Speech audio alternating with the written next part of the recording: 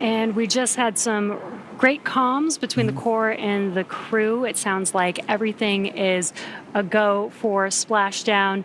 We are expecting the blackout period to begin at 2:18 a.m. Pacific time. That lasts about 6 minutes, completely expected. We will lose comms with the spacecraft as the vehicle heats up with plasma around it, but we do expect them to pass through that in about 6 minutes and regain comms after that. So really exciting, about 21 minutes away from splashdown. And as you might imagine, astronaut training can be extensive, from training that is specific to each crew member's role to learning SpaceX protocols, space station systems, and preparing for the science and outreach activities that they'll be conducting in space.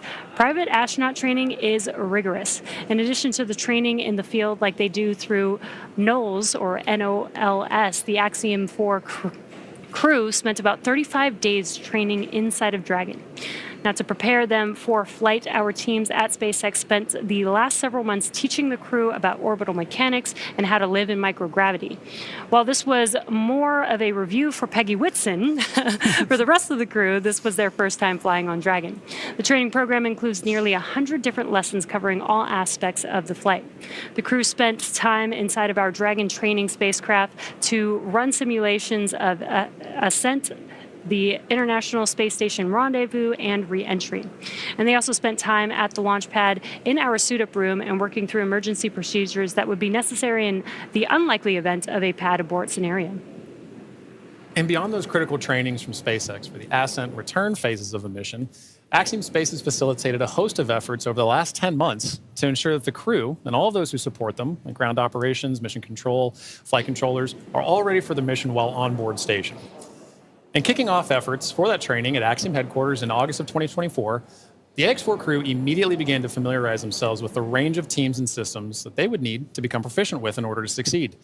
From selecting the food that they would eat and learning how to prepare it with the food warming and hydration racks on orbit, to understanding the tools and systems available to them throughout the International Space Station. Every small detail is critical to mission success. So in Building 9 at Johnson Space Center, the crews learned and rehearsed routine operations, medical procedures, emergency situations, and media exercises. All of this built up to full-scale simulations that were then run in coordination with ground teams at Johnson and around the world. And as the name of the International Space Station suggests, specific modules are owned and operated by different nations. The crew traveled to Germany to earn their certification of these systems in the European module known as Columbus. As an ESA project astronaut, Swabish had additional trainings at the European Astronaut Center. The crew then traveled to Japan to learn the systems of the Japanese experiment module, also known as Kibo. With hands-on training that culminated in a round of testing, the crew became certified to use the systems of Kibo for their flight. And beyond the specific requirements of each space station module, the crew also participated in a range of efforts that would bond them into a crew and ensure that they were physically and mentally prepared for any mission scenario. So this included a week of training with the National Outdoor Leadership School, or NOLS, where the crew faced a week of kayaking against heavy winds. It also included a day in an altitude chamber to experience how their body reacts to different oxygen levels, and even included an underwater helicopter escape training simulation. SpaceX Dragon crew has tablets secured, restraints tightened, and visors down. SpaceX copies. Crew are configured for entry. 5 minutes until predicted comm blackout. We'll see you on the other side at 0925 Zulu. Copy 09250 on the other side of the blackout. Okay, and good comms there from crew that they are ready and configured for their return time. And, you know, an aspect of that is to wrap up our discussion about training. That's a major training point for crew, understanding how their return phase is going to look so that they know, let's go ahead and call ground and let them know that we're ready for maintaining it. So training really is at the heart of any successful mission. You plan, you train, you fly in that order. Yeah, exactly. Training prepares every astronaut, even those very experienced like Peggy Whitson, and she also did retraining with the AX4 crew. It's important for the crew to train together. But this prepares them for any phase, any potential scenario in their mission. Exactly right.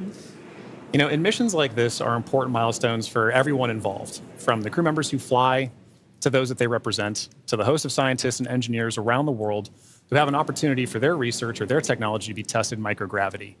Everyone learns from these missions. And for Axiom Space, this is at the heart of why we do these missions. We're building opportunities for others to advance what is possible and expand what is known. And we want to enable every human everywhere to take part in this. Now, after a beautiful launch on June 25th, the AX-4 crew docked with the International Space Station a little over a day later, opening the hatch and greeting the Expedition 73 crew on June 26th. The crew shared some good words in a welcoming ceremony and an astronaut pinning that we don't have there, but did happen, before quickly getting to work on their extensive itinerary. Each crew member brought with them a host of research, technology demonstrations, and outreach objectives, ranging from human physiology to space radiation impact studies, and even some gardening while they were up there. So this crew maintained a very full timeline, but they prepared for this, part of their training. Each crew member wanted to ensure that every minute of this mission was utilized and that all of their objectives were hit. So Peggy, Shooks, Suave, and Tibor were ready to work with their time on board. Over the course of 18 days on board the station, they accomplished over 60 research activities, as well as more than 20 outreach events. But as their time on station came to a close, the AX-4 crew participated in a brief farewell ceremony where they said their goodbyes to the Expedition 73 crew. And now for more details on the incredible work performed by this crew on orbit, check out axiomspace.com to see more. Yeah, I love that this crew did so much outreach. 20 events in 18 days is pretty remarkable. Yeah, it's so pretty very impressive. Impressed, plus the 60 experiments on top of that. So I mean, and as we discussed earlier, it was a huge priority for them to be able to conduct those outreach events for the people of their countries who may not have had a chance to talk to an astronaut, to understand why are we going to space. Now they have a better understanding of that. And like you mentioned earlier, it's get them started young. Let them understand the passion of it. I know that my nieces, my nephew, right, they're excited about space. Yeah. They want to be involved in space too. So I can only imagine getting a call from Tibor, getting a call from Suave, and understanding, what are we doing up there? Oh, that would be so awesome. Yeah. Now, we are expecting that blackout period coming up here in just about a couple of minutes. Now, this blackout period, this is when the Dragon spacecraft re-enters back into the Earth's atmosphere. What's going to happen is there's going to be a lot of plasma buildup as it's getting more through the atmosphere. And that plasma is getting to about 3,500 degrees Fahrenheit, building up around the spacecraft. So we will be losing comms. This is expected.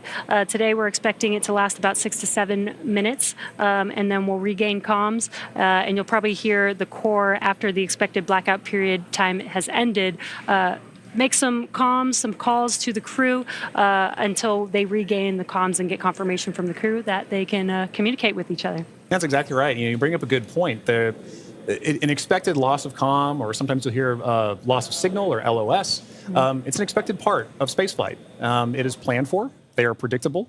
And mission operators or flight controllers work through that to understand when are we going to be able to have and maintain communications with the vehicle, communications with crew, and that can happen at any time during the spaceflight. So for this 5 minutes, right, based on the physics you discussed of the vehicle heating up, you know it's going to happen, and ground crews can predict for that and work around it.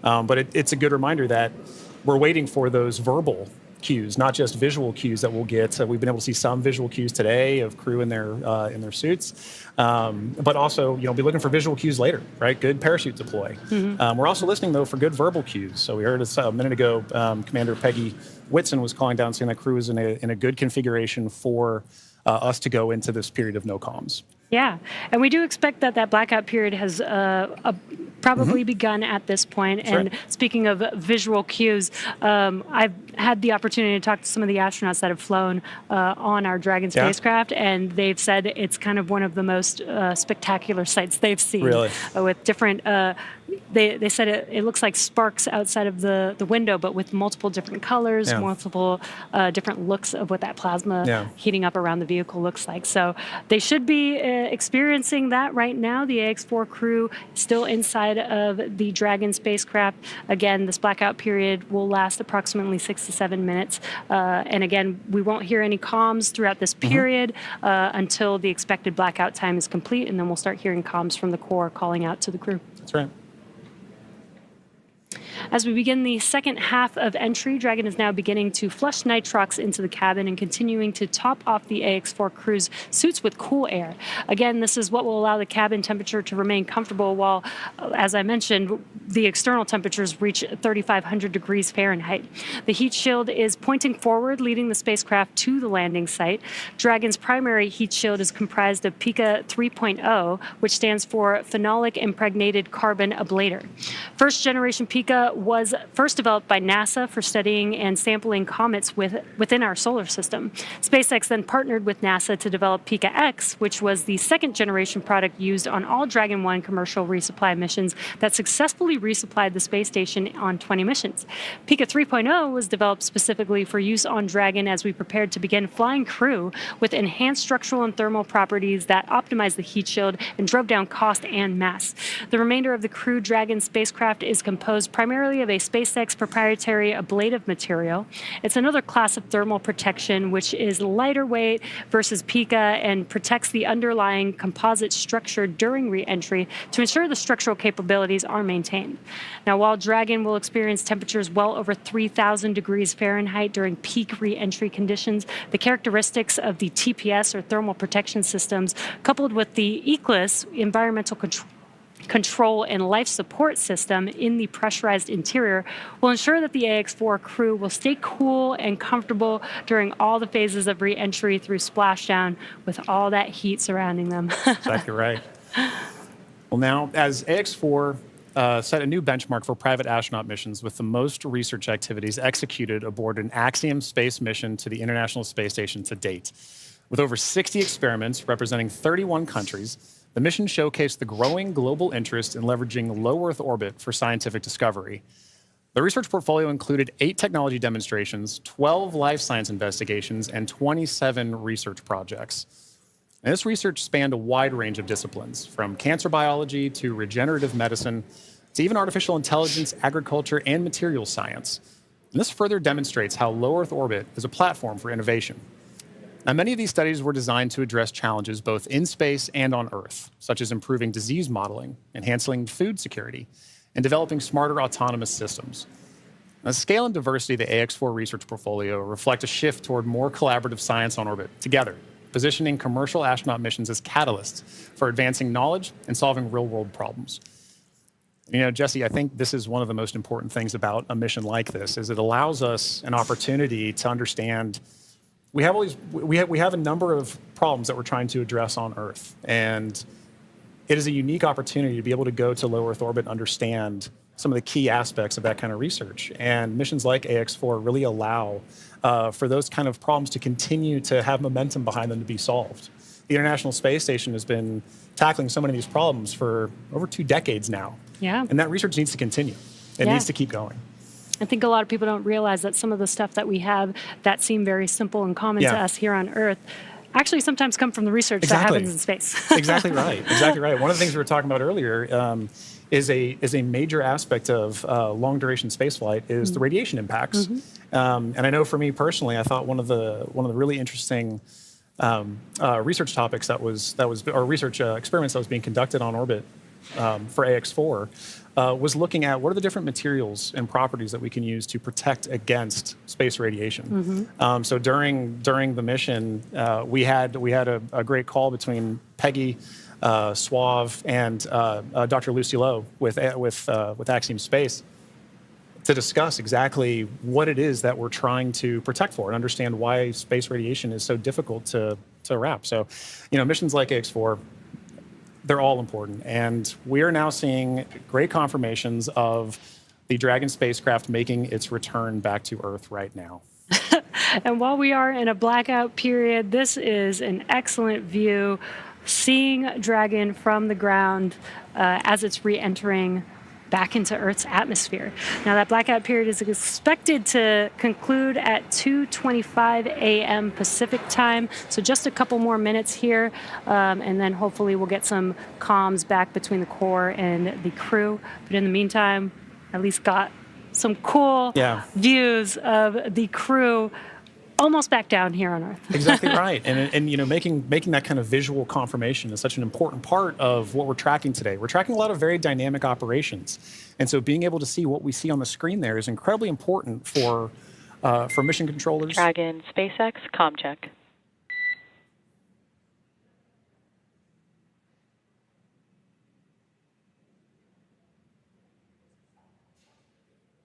Again, we may not hear the crew until they do get those comms back, that acquisition of signal. Dragon, SpaceX, comm check. SpaceX, Dragon, we have you loud and clear.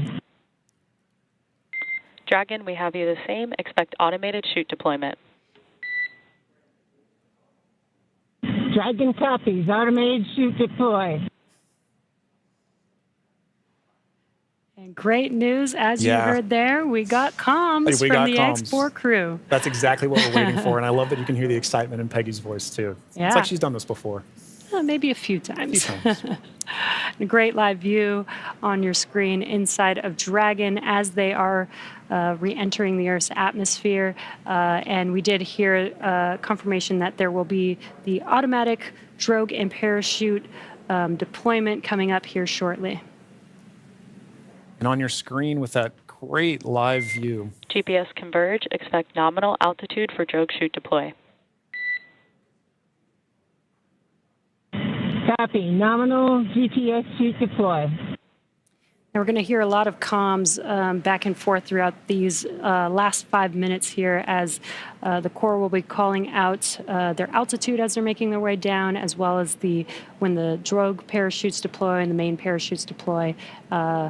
And then as they get closer and closer to Earth, just keeping the crew updated with how close they are before splashdown so that they can expect that splashdown. Exactly right. Exactly right. And those are the things that crew that you're seeing there on the left side of your screen are following along with their onboard telemetry. And for you at home as well, you can see on your screens as well, things like vehicle speed, vehicle altitude. All those are really important metrics that we're trying to understand as part of the visual confirmations, the audio communications or the verbal communications that we've gotten with crew. We're also getting vehicle communications and telemetry to all understand how we're looking as we lead up to these next 4 minutes before. And there you can see on your screen, the seats are rotating for the crew. This prepares them for that splashdown, so they do brace for drogue window. They do reorient the crew depending on the dynamic events that are happening, so the crew does lean back during re-entry. Crew is braced. And then they are sitting up a little bit more upright for those drogue and main parachutes to deploy. That's right. Having them in that position helps distribute the forces correctly so that when they're experiencing that dynamic event, they're as comfortable as they can possibly be. Yeah. We're now waiting for confirmation that the Dragon's chutes have deployed, coming up here just in under a minute or so. Just prior to the deployment of the initial drogue chutes, Dragon automatically safes the propulsion system. Dragon then deploys its drogue parachutes to stabilize and decelerate the vehicle. Then just before drogue deployment, seats automatically rotate to 26 degrees, which we just saw there, to keep the crew within acceptable G limits for entry and landing. And excellent view. Great view. Drogue parachutes are deployed.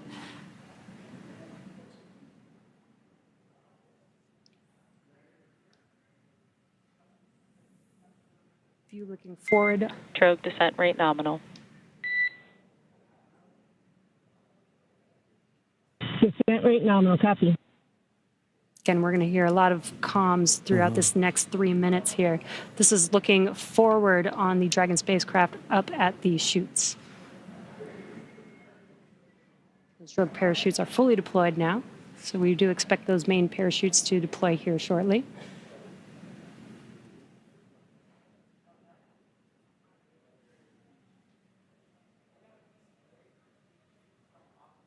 If you're just joining us, we have now confirmed that the AX4 crew on their return home is roughly 2.5 minutes out from splashdown, and our main chutes have deployed.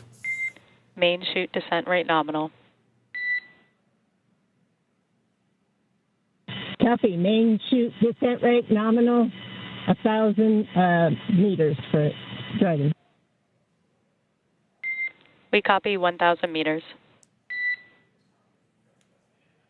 Great visual confirmation as well as those comms that the 4 main parachutes have deployed. Again, we are going to be slowing down the vehicle from 350 miles per hour all the way down to just about 15, 16 miles per hour by the time that the vehicle touches down and splashes down into the ocean. Exactly right. You mentioned these beautiful visual confirmations that we're getting. An important aspect of today's specific splashdown is that it's occurring at night. SpaceX Dragon 800. Copy 800 meters.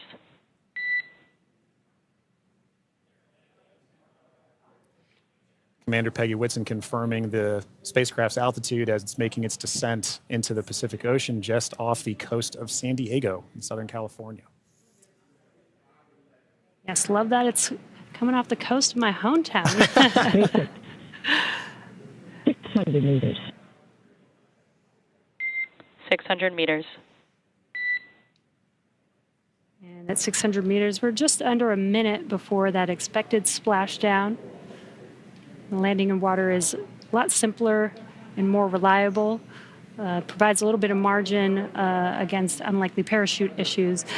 We did have to learn how to make Dragon waterproof as we are splashing down into the ocean. But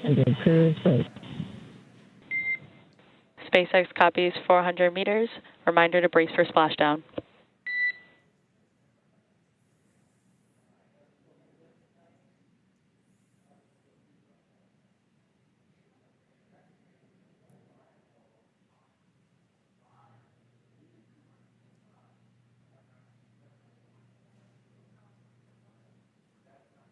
Oh, that's a pretty cool view. Yeah. That's right. Maintaining the vehicle's signature through things like cloud lighter and any kind of atmospheric disturbance allows us to maintain visual contact with the vehicle as it's making its final descent towards water landing. And it's a little foggy, as you can see there. Yeah, Pacific fog is rolling in. We've got some very bright lights as Dragon, you can see the ocean there. Dragon is about to touch down in just a few seconds here. And working their way towards the vehicle are the SpaceX and Axiom support teams that will be present for the next phase of our splashdown coverage today. At this point, we'll be waiting for confirmation of the crew's safe landing, and then we'll move into the phases of this mission, which are really, let's recover the vehicle, let's recover the crew, let's make our assessments, and at that point, we'll be covering. And we have splashdown of the AX-4 crew back on planet Earth. Welcome home.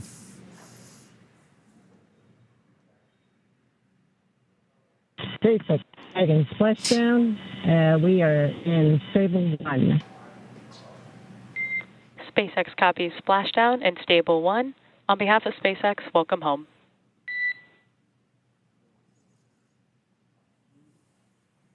And thanks for the great ride and the safe trip, and Grace is happy to be back. We are happy to have you back home safely as well.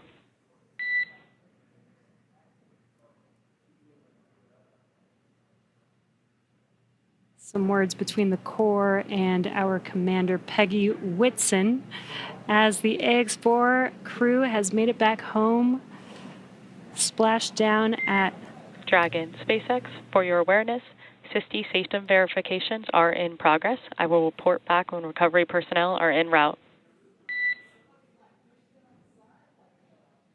Dragon.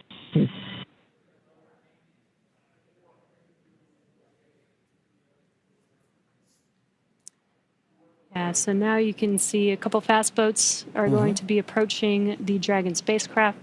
They're going to start with making sure that the spacecraft is safe. They're going to do some sniff checks. They're going to pick up those main parachutes.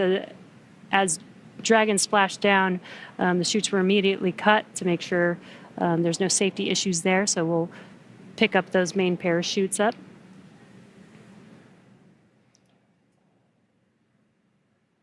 Once the crew deems that the spacecraft is safe, then our recovery vessel, Shannon, can begin to approach and begin the recovery process.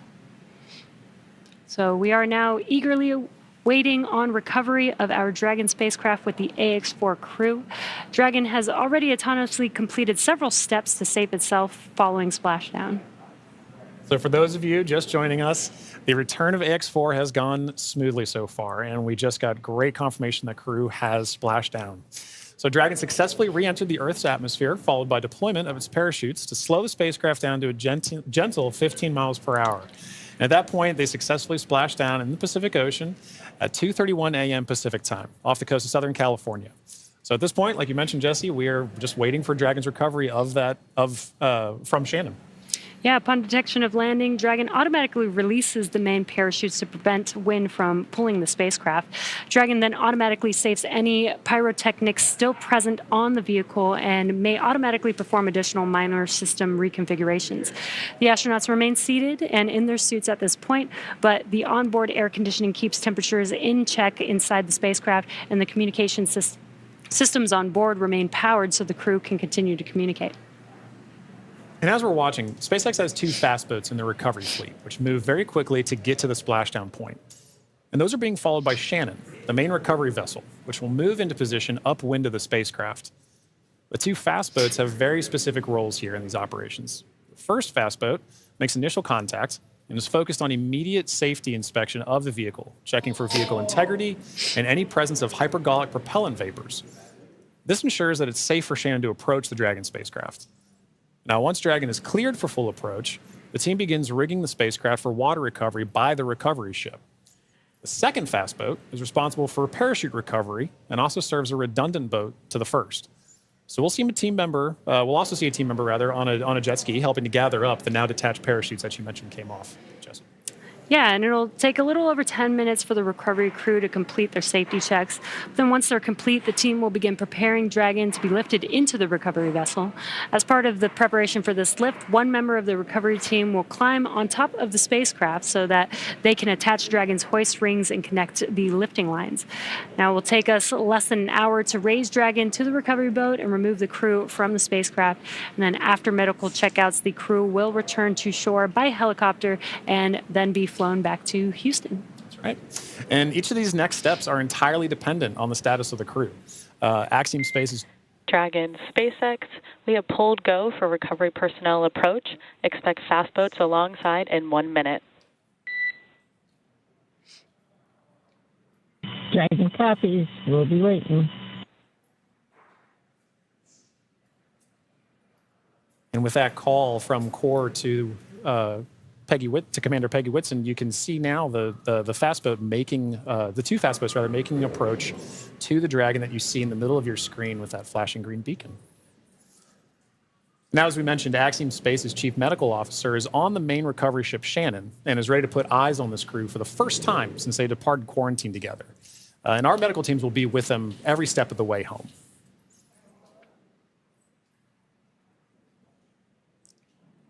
It is nighttime, so we do have this infrared camera to help us see a little bit more clearly. That's the Dragon spacecraft in the middle of your screen there.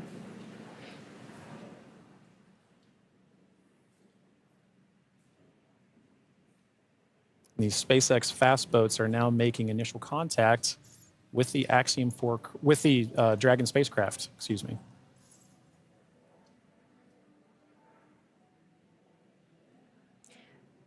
You can also see the red and green lights on Dragon, just similar to starboard and port on a ship.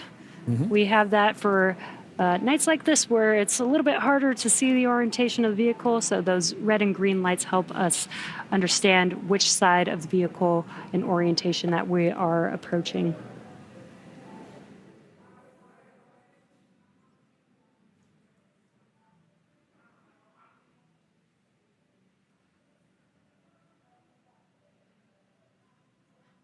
And it does look like they are pulling a main chute out of the water there.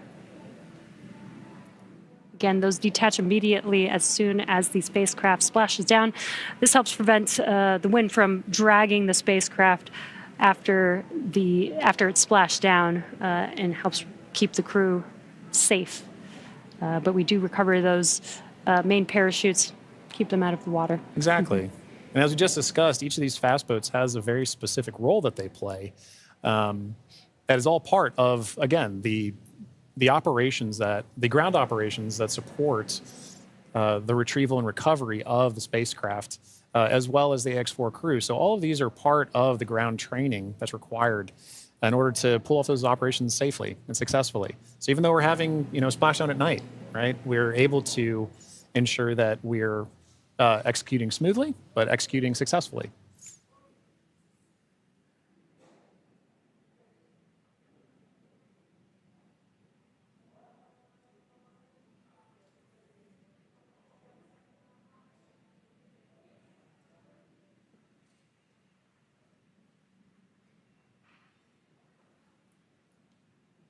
We're now looking at some additional views that we're getting in of the fast boats making their contact with the Dragon spacecraft.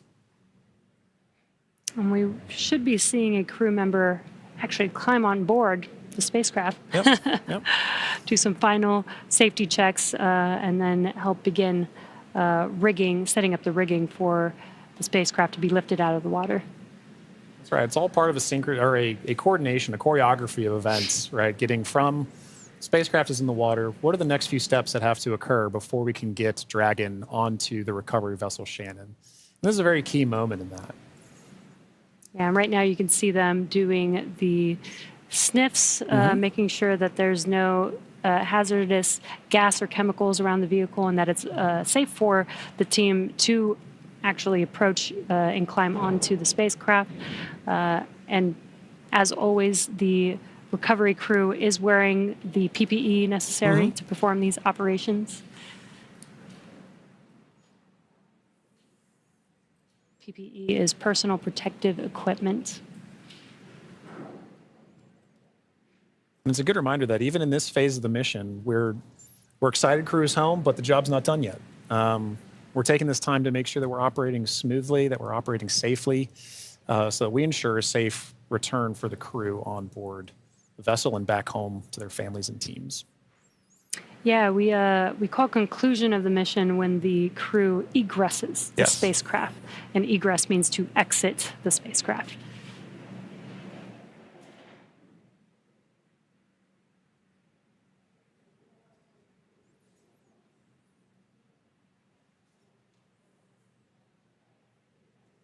Got some calm waters there, which is great. Yes, exactly what we're looking for. Southern California, southern Pacific Ocean, as we splash down off the coast of San Diego today. Dragon, SpaceX, hypergol sweeps, and unfired ordnance checks are nominal. Rigging is in progress. Approximately 5 minutes until capsule lift. We have SpaceX flight surgeon standing by. Please confirm crew are ready for post-splashdown PMC. Dragon copy go, and we are ready for post-PMC. Copy that, Dragon. The next call you hear will be from flight surgeon on Dragon to ground privatized.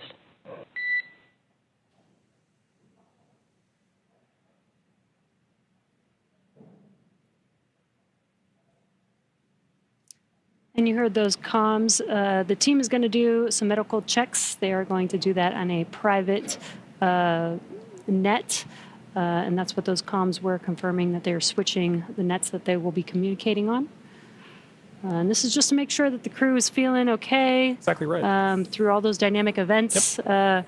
While for us watching Dragon re-enter the Earth's atmosphere from afar, there's a lot going on in that spacecraft there with the crew. So just making sure that the crew is feeling good and checking in with how they're doing. Exactly. It's an important touch point for kind of reaching a key milestone on the return trip home. As just mentioned, it's a very dynamic phase of flight.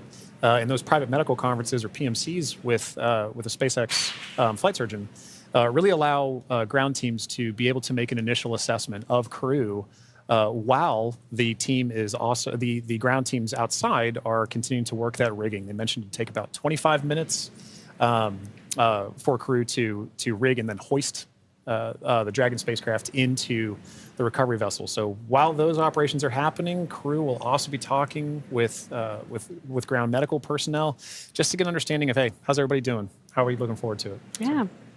And they did confirm that the vehicle was safe to approach. They did some hypergol checks, and they also checked the thrusters that did not fire to make sure that there are no leaks from those thrusters. We do have Super Dracos on the vehicle in case of an abort emergency during ascent. We did not need those thrusters on this mission.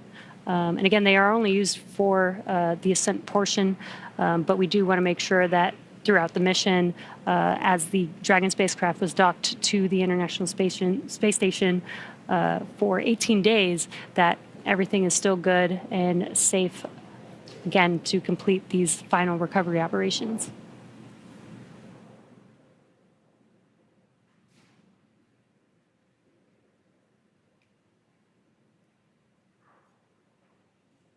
And again, it's a little dark because it's early, very early morning, but you can see the little window on Dragon and the light. Yeah, the little light inside there as the crew is patiently waiting recovery operations.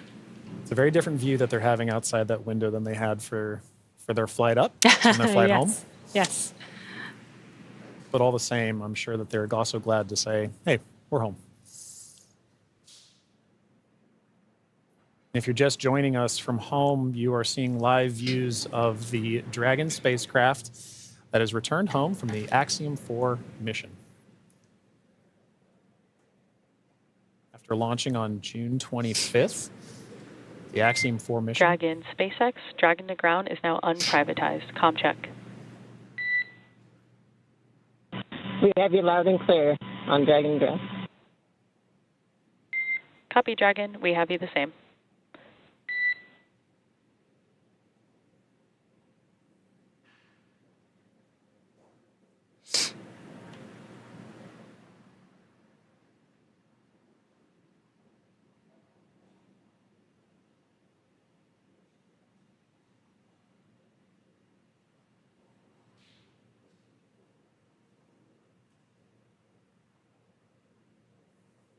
You can now see on the screen SpaceX support personnel beginning the rigging procedures to ensure that the Dragon spacecraft is rigged. SpaceX, be advised, we're going to step into transitioning the forward link. COM will be unavailable for approximately 5 minutes. Rigging continues nominally. Dragon copies, 5 minutes. LOS.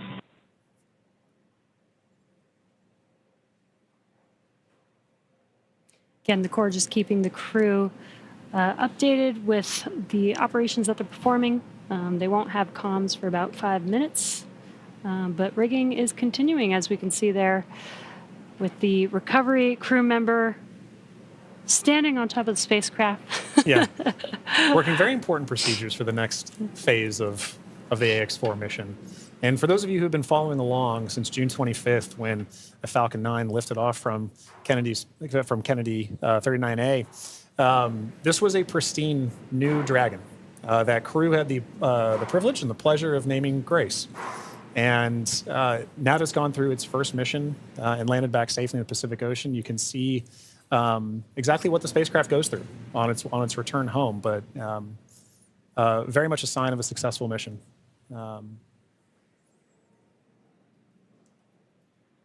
Yeah, I love the tradition that the first crew that flies in the spacecraft get to name the spacecraft.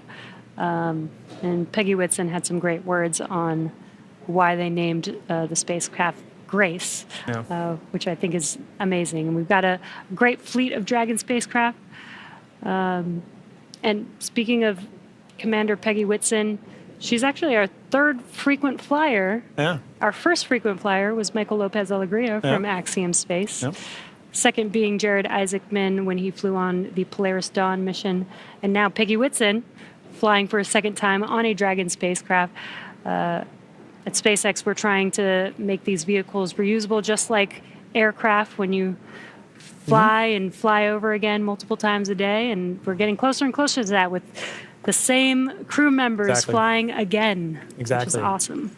And it's important to note, right, that kind of mission-to-mission lineage, right, allows crew members like Peggy Whitson, like Michael Lopez Alegria, to better help inform the next crews that are coming with them, right? The more familiarity that you get with the vehicle, the better equipped you are on your mission. And I, as a personal Peggy super fan, I cannot imagine a more fitting astronaut to be able to give a name to a new vehicle. I love the messaging behind why they chose to name it Grace. And to your point, Jesse, about the frequent flyers, I loved that during launch we could see I don't know if it's a new tradition potentially, but we got to see some boarding passes that SpaceX provided to the AX4 crew, and because of her frequent flyer status, Peggy Whitson got a gold boarding pass, and I absolutely adore that she was able to have that distinction. Yes, just add it to her resume. Yeah, you can add it to the resume. SpaceX frequent flyer.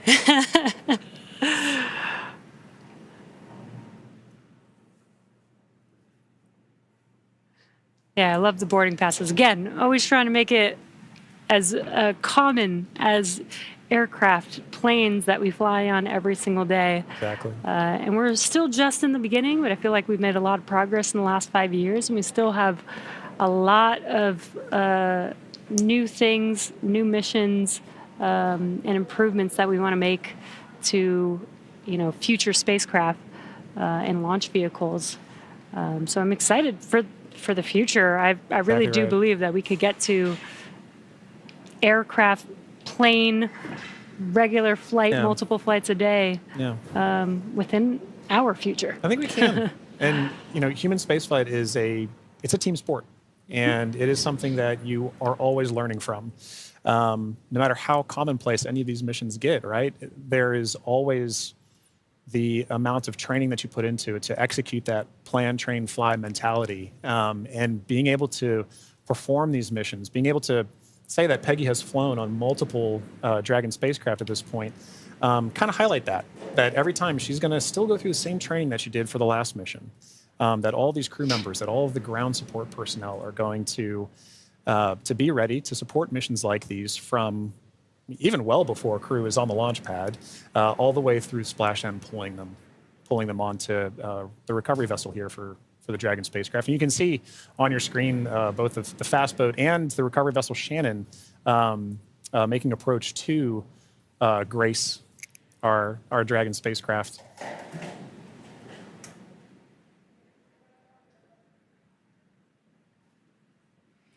There you could see what we call the Dragon nest. When the spacecraft is lifted up out of the water, it's going to seat into that ring that you see there at the end of the recovery vessel there. And once the spacecraft is nestled into the nest, it'll translate to a deck that meets the height of where the hatch on the Dragon spacecraft is.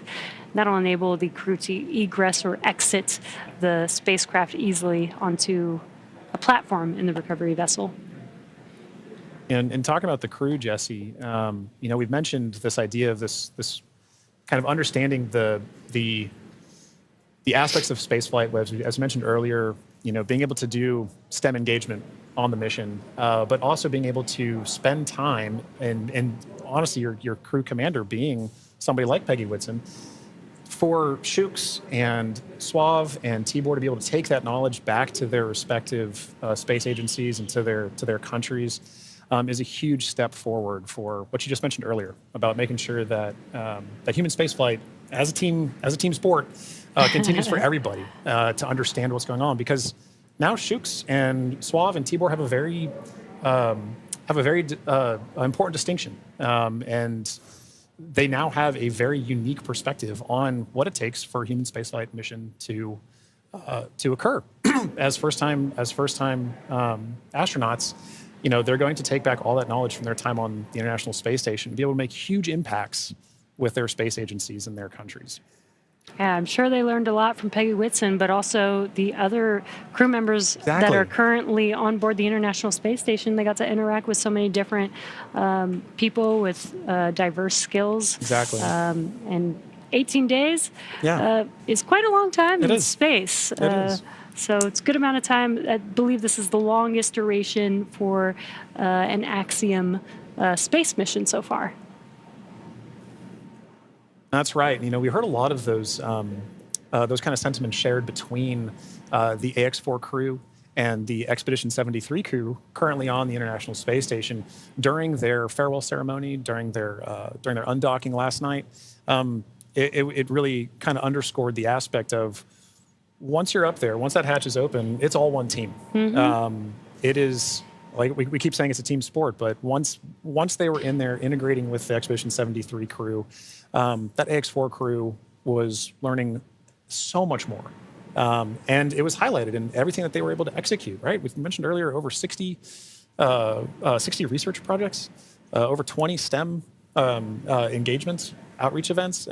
Over 18 days, that's an incredible amount of time packed into their timeline, just coupled with sleeping, sleeping and being there. But also like the aspects that they're not timeline, but engaging with the crew, sharing cultural touch points, understanding each other, getting to learn each other. And they did have the benefit of getting to meet this Expedition 73 crew before their flight. So by the time they were opening that hatch, they kind of knew each other. And I think it's an incredible aspect of this mission for sure. That's so awesome. Yeah. I wonder what their comms were. I'll meet you in space. Exactly right. I wish I had the ability to say that. That'd be so cool. One day when we're all able to fly in space. All right, sounds good. I'll see you in space then. See you in space, John.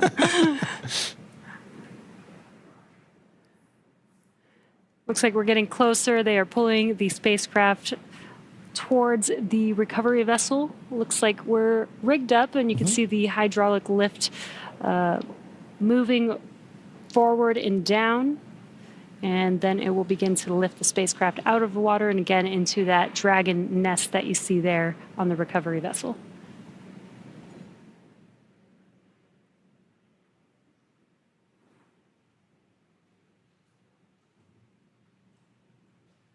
I think one of my favorite parts is the recovery crew that's on the spacecraft gets to jump into the ocean That's right. when That's they're right. done. Yeah. And it's nighttime in the Pacific, so it might be a little cold. We'll be a little chilly. But definitely a unique part of the job. Exactly right. And you can see all the support crew. There was just a fast boat on the screen that made its way off screen there, but you can see the number of support crew that's kind of going into supporting an operation like this. You know, it may look like it's not happening very fast, but there are a lot of steps that each of these crew members are responsible for ensuring that the Dragon spacecraft is pulled into that nest safely but smoothly, and they're working towards that now. There he goes. Love that.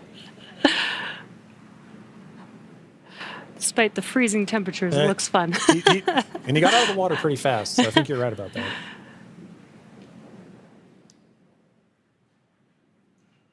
All right. Looks like lift is about to begin.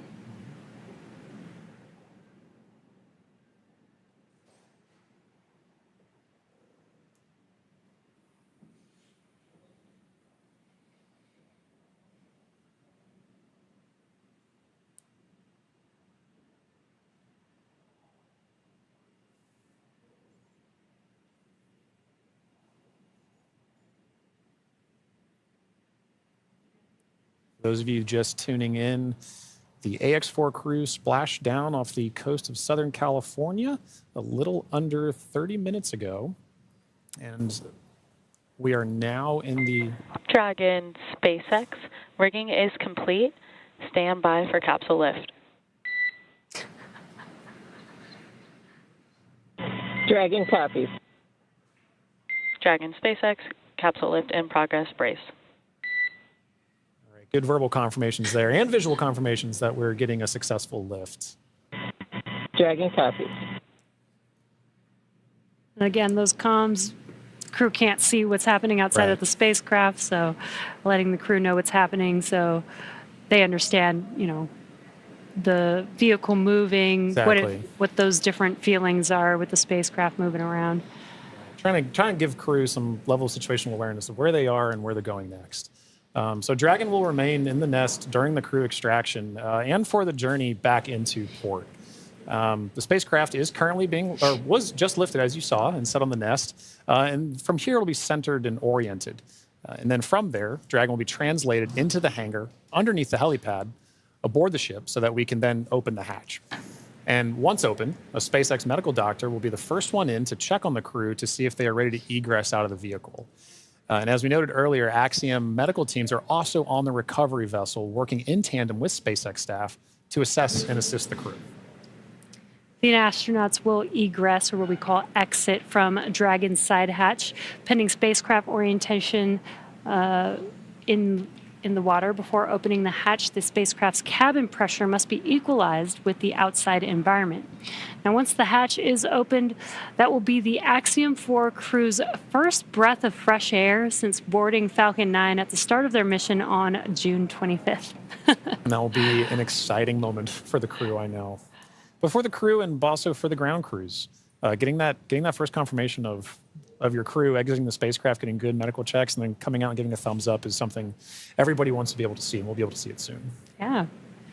And it looks like the spacecraft is nestled into the nest. Dragon, SpaceX, welcome aboard the recovery ship. Apology for the delayed call earlier. We are still working to transition the forward link. Recovery personnel are completing their final checks, and I will let you know when we are ready for translation across the deck to the Egress platform.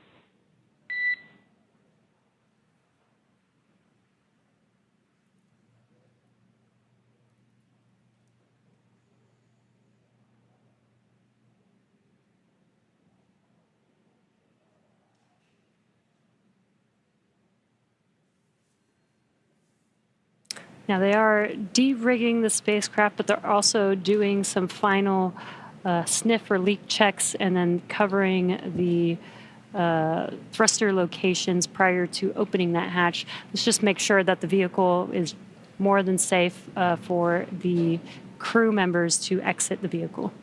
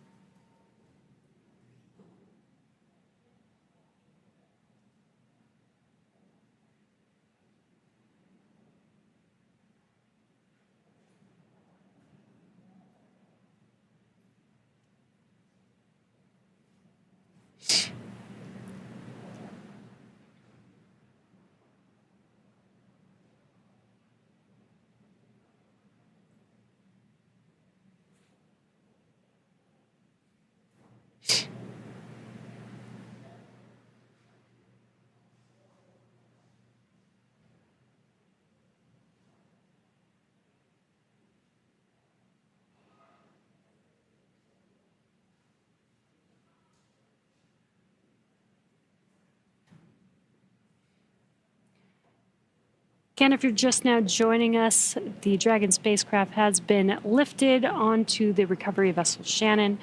Now the recovery crew is safing the vehicle. They're putting some covers on the thrusters of the vehicle just to ensure, now that the spacecraft is no longer in operation, we don't need those thrusters. They did some sniff checks before they put some covers on it. SpaceX, comm check. We have you loud and clear in Dragon. Copy that, Dragon. We have you the same. Welcome aboard the recovery ship. We are working to troubleshoot the forward link transition. Stand by for translation across the deck. I'll let you know when we're ready for that. Okay, copy.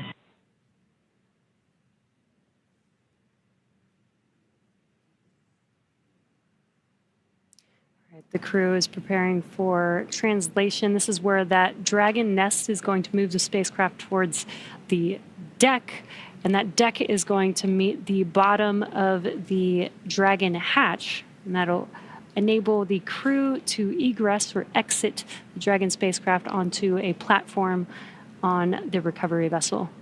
And again, the recovery crew looks like they may have finished safing the vehicle in preparation for that translation. As you mentioned, Jesse, that hatch that you see right in the center of the spacecraft, when we see crew egress from that, SpaceX medical personnel will be there to assess crew and assist them along with other ground support crew out of the spacecraft. And at that point, that will be our first time being able to see the AX4 crew since their liftoff to the International Space Station on June 25th.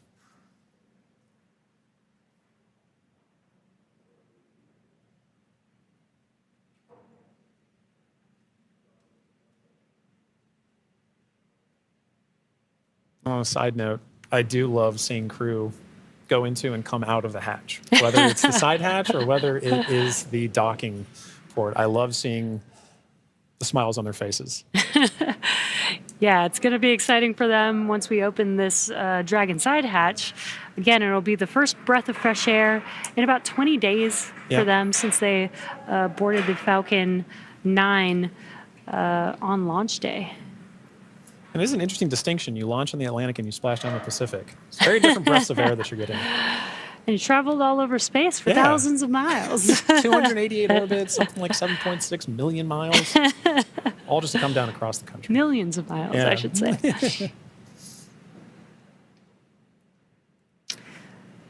It's definitely a great passport to have. It is.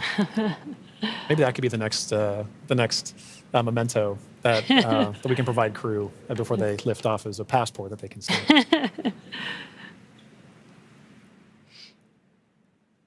think the locations would be orbits. That'd be really cool. Outside of Earth. Yeah. Earth orbits, low Earth orbit.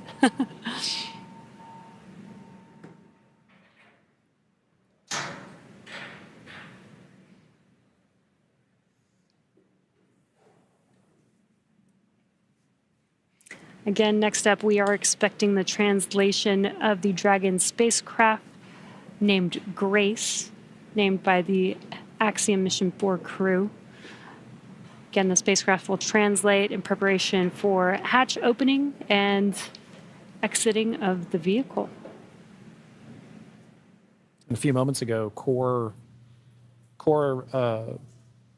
spoke with the AX4 crew to let them know that the translation will be happening soon. Dragon SpaceX, final checks are complete. Translation across the deck to the Egress platform will begin shortly. There is a chance that we get a lot of alarms. No concern. Dragon copies.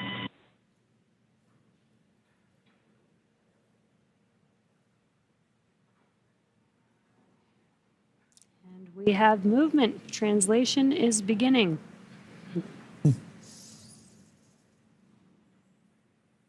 Some residual ocean water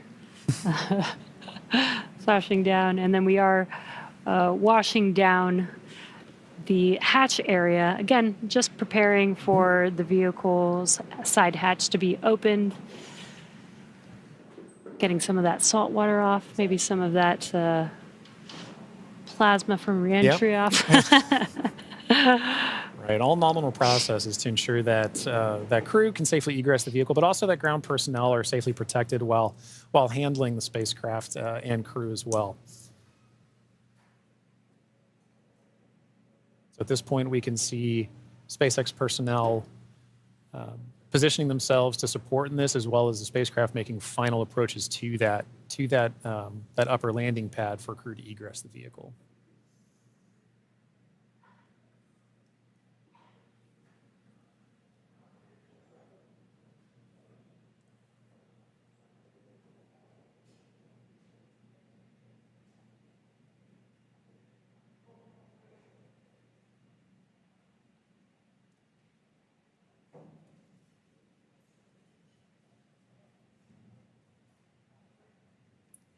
After that freshwater washdown of the hatch area. We're seeing some final wipe downs as well.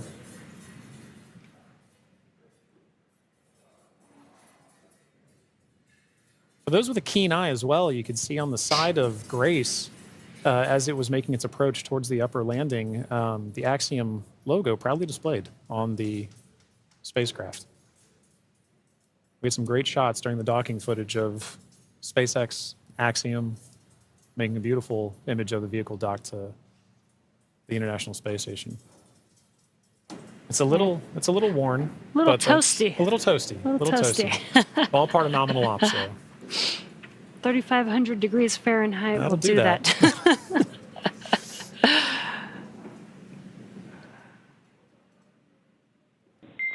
Dragon, SpaceX, standby for side hatch opening and egress of some smiling faces. Here we go. All right, we're looking forward to it.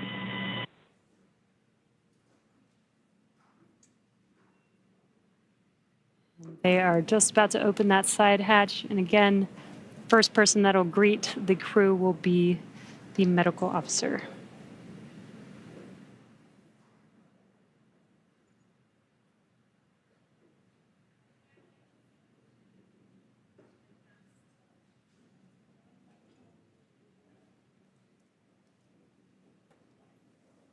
The hatch is open, and ground crews are making first contact with the Axiom 4 crew.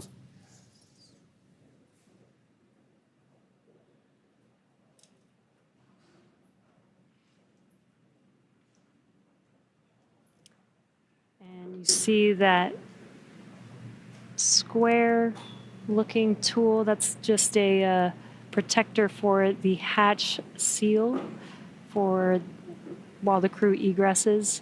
This is a reusable vehicle, so we are protecting both the crew as well as the spacecraft, making sure there's no damage that happens and that the crew doesn't bump their head on anything on the spacecraft.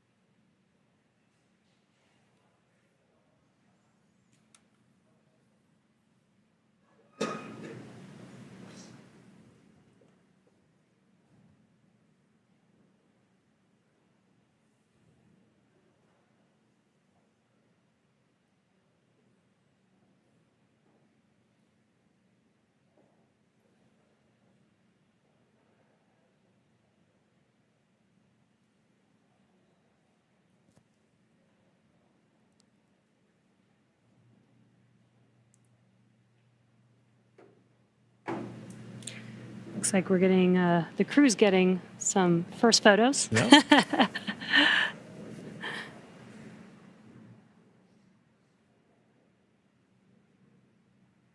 a good sign that they had good initial comms with medical personnel. So this time we are now just, if you're just joining us, we're waiting for the AX4 crew to egress or exit the Dragon spacecraft, also known as Grace, as part of the conclusion of their more than 20-day mission to the International Space Station.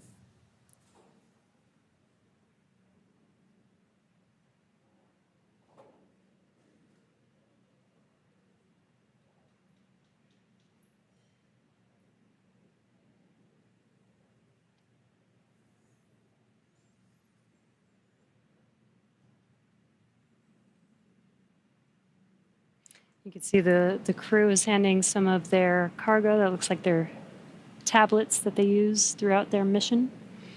Making it a little easier for crew to make their way out of the spacecraft as well.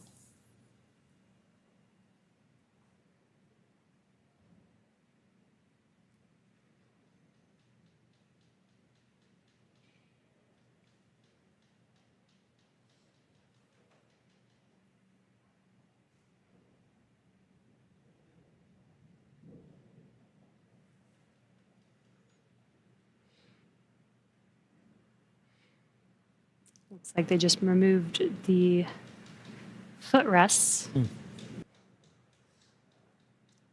Gives the crew some space to get out of their seats while they are exiting the vehicle. Now getting some great internal views of the AX4 crew in their Yes. spacecraft. I already saw some big smiles Yep. as people we've all been saying.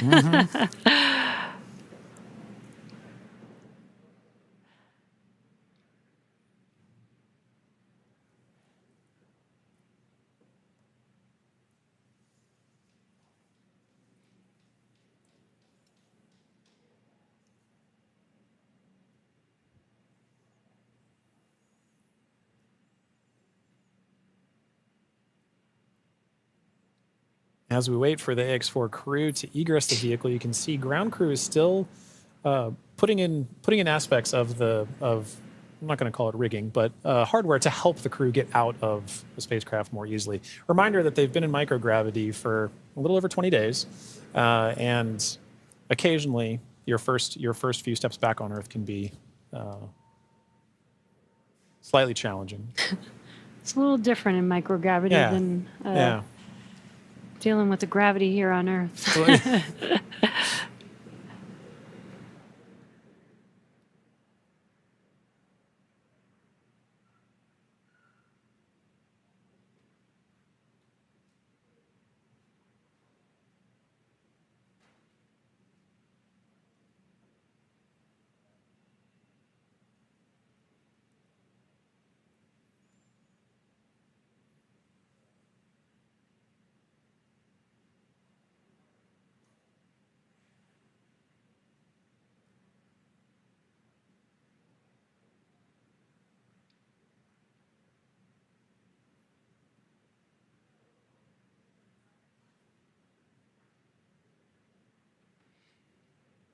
Just now joining us, we are waiting for the AX4 crew to exit the Dragon spacecraft Grace.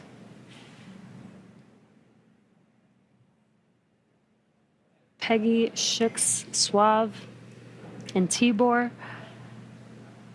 are at the end of their Axiom Mission 4. After 20 days in space, 18 on board the International Space Station. 18 days.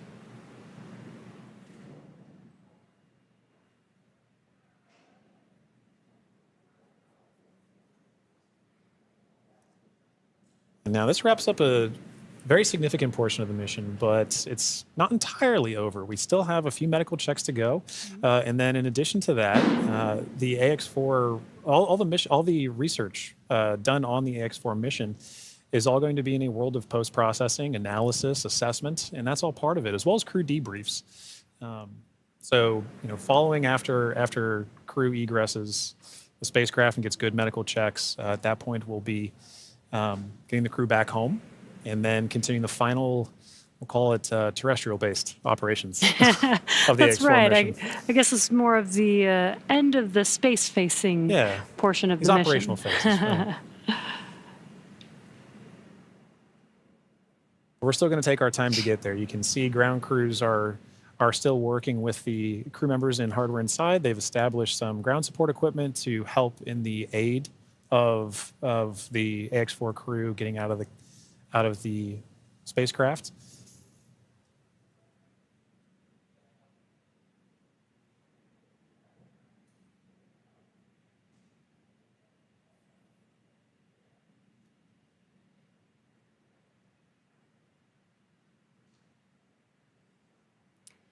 And some of their aids are not too complex. That white platform that you see there is essentially a slide. Yeah. But an important one. A very important slide. But in addition to that slide, we do have, there's a complex tool that you mentioned earlier, Jesse, about protecting the seals. We can see now crew looking to make, first crew members looking to make their egress from spacecraft along that slide. Sliding out.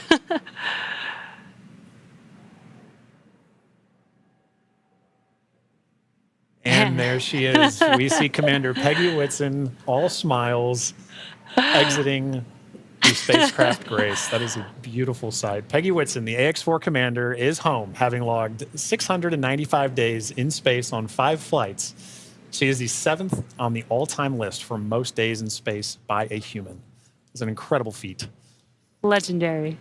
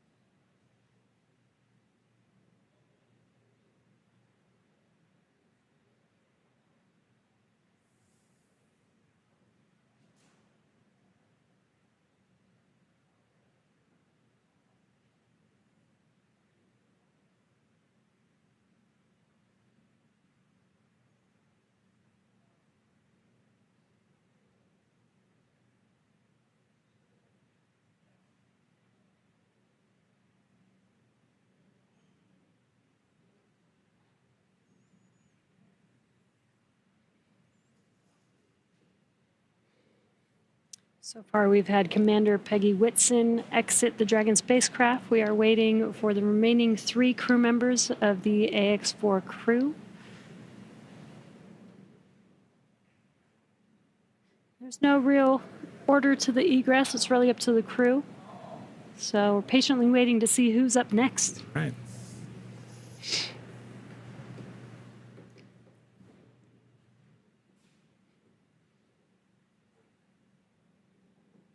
If Peggy is in the indication, which I think she is for this particular crew, we'll see another big smile coming out of the Dragon spacecraft in a moment.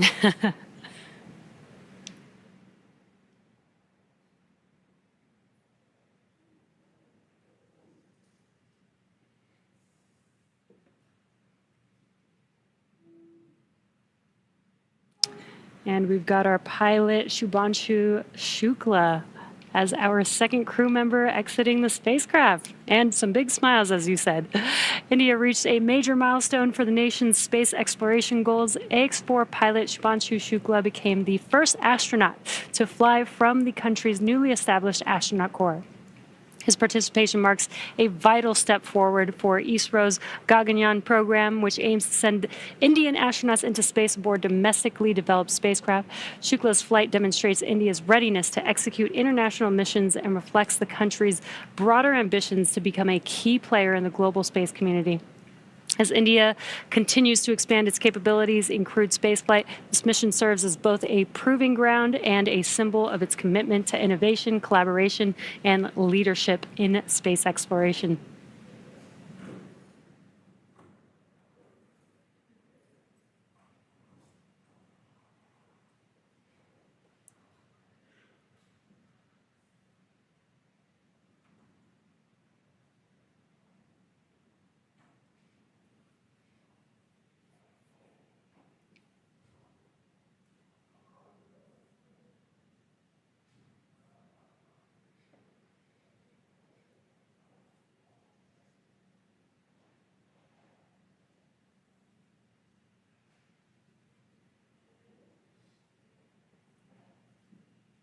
Now, at this time, we are waiting for the mission specialists of the AX-4 mission, Sławomir Uznański-Wiśniewski of Poland and Tibor Kapu of Hungary, to now egress the Dragon spacecraft.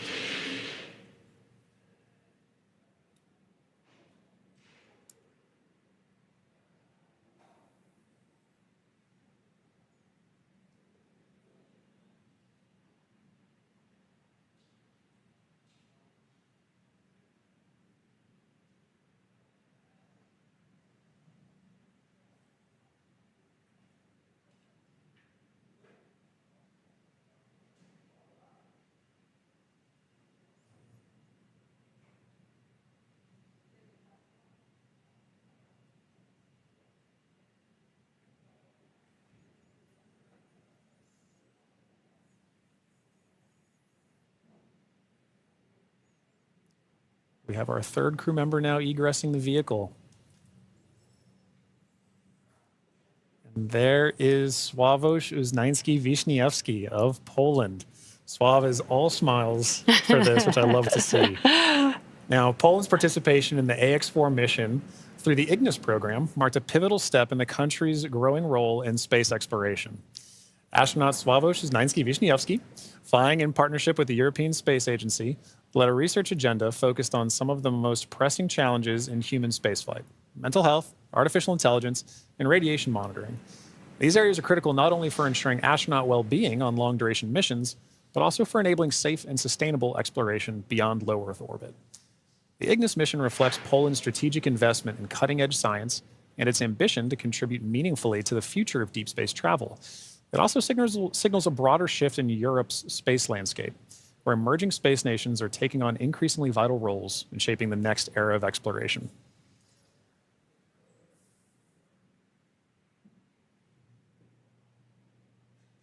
And based on that smile, I'd say Sław felt like he had a very successful mission.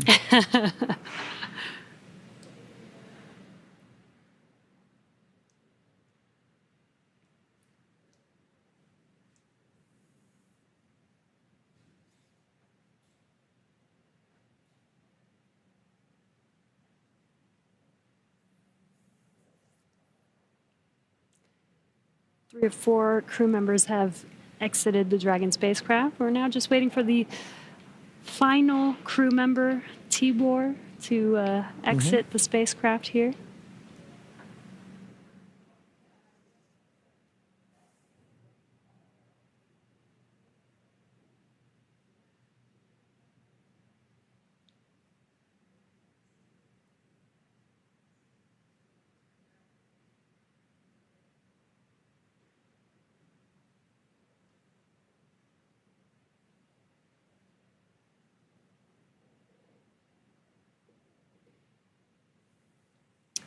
And last but not least, mission specialist Tibor Kapu.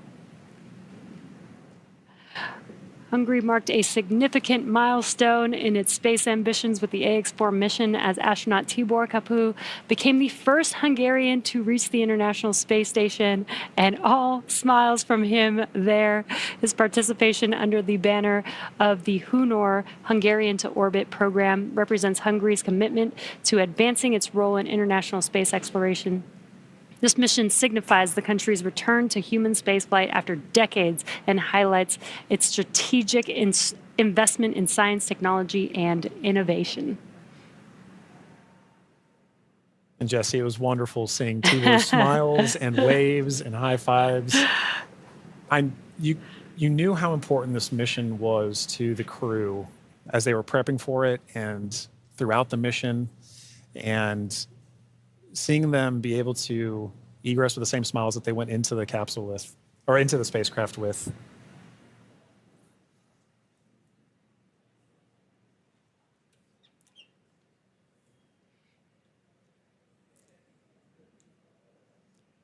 Well, at this point, the crew is now safely back home on Earth. Yeah. Now that our crew are safely back home on Earth and getting the first checks by SpaceX and Axiom space medical teams, we're going to wrap up our live coverage of their historic return. AX4 lifted off from Launch Complex, from Launch Pad 39A at 2:31 a.m. Eastern Time on Wednesday, June 25th, and arrived at station on Thursday, June 26th. They spent about 20 days in space and 18 of those days on the International Space Station before undocking yesterday. And then this morning at 2:31 a.m. Pacific Time, they splashed down off the coast of San Diego, California. What an amazing journey it's been for them so far. Yeah, it's been absolutely incredible. And Jesse, it's been fantastic again sharing desk with you. Thank you so much for joining me on this, and I'm glad we got to spend this time together. But now this crew's entire trip is home, we're ready to move on to the next phase of the mission. So to SpaceX, thank you for an incredible flight and taking such great care of our crew. To NASA, the International Space Station partners, and the Expedition 73 crew, thank you for helping make the efforts of the AX4 mission possible. We're really looking forward to collaborating with everyone again soon. And a special thank you to ISRO, ESA, and Hunor for entrusting us with this mission. And to all of you watching at home, It's been an honor and a privilege to share the journey of Peggy, Shooks, Suave, and Tibor to space and back again. So as we bring this mission to a close, we celebrate how the AX-4 mission continues to demonstrate that the opportunities presented in microgravity have now grown to include more countries, more institutions, industries, and individuals than ever before. Through missions like this, we're redefining the pathway to low Earth orbit and building for beyond. So be sure to check out axiomspace.com to learn more about flight opportunities available along our journey to the world's first commercial space station. I'm John Rackham, and we're now signing off with a final welcome home to the crew of AX-4. And I'm Jesse Anderson. Thanks to everyone for joining us on another successful mission to the International Space Station. Check out spacex.com/launches for updates and for the schedule of upcoming missions. And be sure to follow @SpaceX on X. And that'll do us for us here in Hawthorne. We'll see you on the next mission. Welcome home.